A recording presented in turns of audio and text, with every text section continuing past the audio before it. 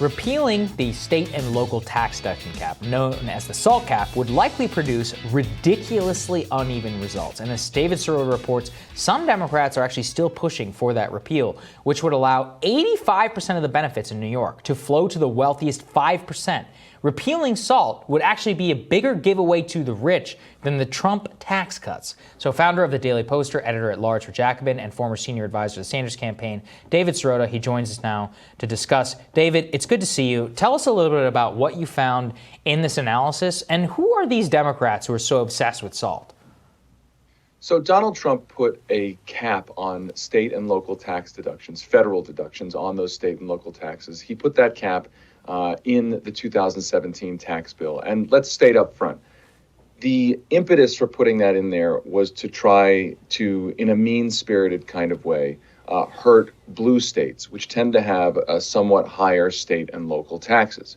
That was the impetus. But the effect was one of the few pieces of that overall tax cut bill that was actually progressive. It was a policy that essentially took away deductions for the very rich and the affluent. State and local tax deductions are not typically taken advantage of or used by the bottom 80% of the country because there is the standard deduction. And once you take the standard deduction, you don't take itemized deductions. And now today, 90% of the country uses the standard deduction. So what we're really talking about when we talk about whether to lift that cap, Donald Trump's bill kept $10,000 worth of deductions that you can take off your federal tax return from state and local taxes. The Democrats from some of these blue states are pushing to repeal the cap. So let's first and foremost be clear. We're only talking about the 10% of the tax filers who don't take the standard deduction. So we're already starting with the 10%, which tends to be among the wealthiest people in the country. So that's what this big debate is about. But let's be clear, there's huge money at play here. This is not, it may be a small segment of the population that would be affected by repealing the cap on these deductions, but it's a huge amount of money. $600 billion would be the cost in just 8 years, over just 8 years, of repealing the SALT cap, which of course what that means is this is a tax dealing with people who have tons and tons and tons of money.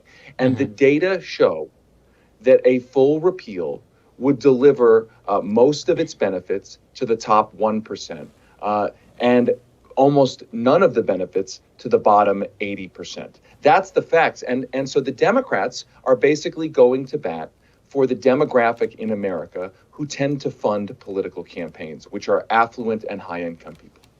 You know, and this is where I'm curious, David, which is that should we be clear, like it's not all Democrats, and I'm sure some Republicans would love this too. It seems to be largely like a donor-driven phenomenon, especially whenever you see, I think it was Josh Gottheimer, who literally said, no salt, no dice, whenever it came to this tax package. That's just remarkable. It's like an outright grab of a tax cut for rich people.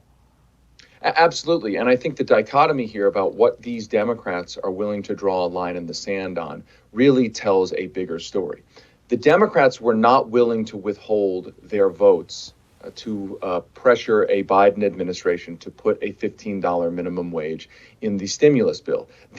Many of the same Democrats calling for a repeal of the SALT caps were the people saying that they wanted to reduce who the stimulus survival checks were available to because they didn't want those checks going to people who didn't need it. Right now, these same Democrats, some of these same Democrats are going out there and saying we are going to withhold our votes. We're going to potentially take down Joe Biden's next spending bill unless it includes tax breaks, 80% of which go to the top 5% of the country. So there's two stories being told, but the real story is that these Democrats who are pushing for this don't see it as a priority to raise people's wages, don't see it as a priority to deliver stimulus checks, one-time stimulus checks to people who actually need it. They want permanent tax cuts for the richest people in the country. And just as one example, because I know people will hear this and say, oh, well, it's expensive to live in a place like New York City.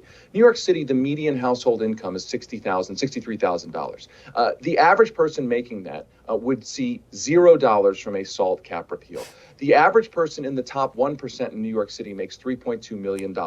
If the SALT cap is repealed, 97% of those people would be eligible for a tax cut, and the average tax cut would be $101,000 every single year. Wow. Yeah, that is, just think about on a 10-year time scale, we're literally talking about $1 million, and in terms of billions whenever it adds up in revenue. Thank you for breaking it down like that, David. It's such an important issue. Appreciate you joining us, man. Thank you. Thank you. Thanks for having me. Absolutely. We'll have more Rising for everybody right after this.